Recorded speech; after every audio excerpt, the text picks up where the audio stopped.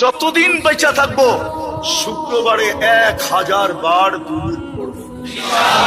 পারবেন? আরে পড়ো যুবক, পড়ো পড়ো পড়ো।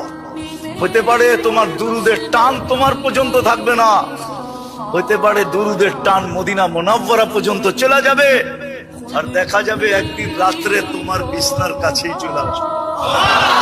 ঘুমের ঘরেই মুহাম্মদুর রাসূলুল্লাহ চলে আসবে।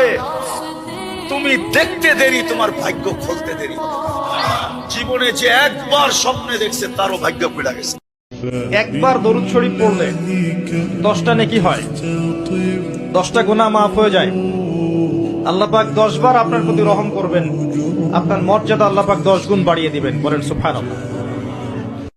যারাই বিশ্বনবীর উপর দুরূদ পড়বেন, আপনার নাম সহ, আপনার বাবার নাম সহ, মালাইকাতুস সাইয়াহিন, একদল ফেরেশতা আছে শুধু রাউন্ড দেয় গোটা ওয়ার্ল্ডে। কারা বিশ্বনবীর উপর দুরূদ পড়েছে, এই দুরূদ নিয়ে, এই নাম নিয়ে বিশ্বনবীর কবরে তারা পৌঁছে দেয়। চিল্লায় পড়েন আল্লাহু আকবার।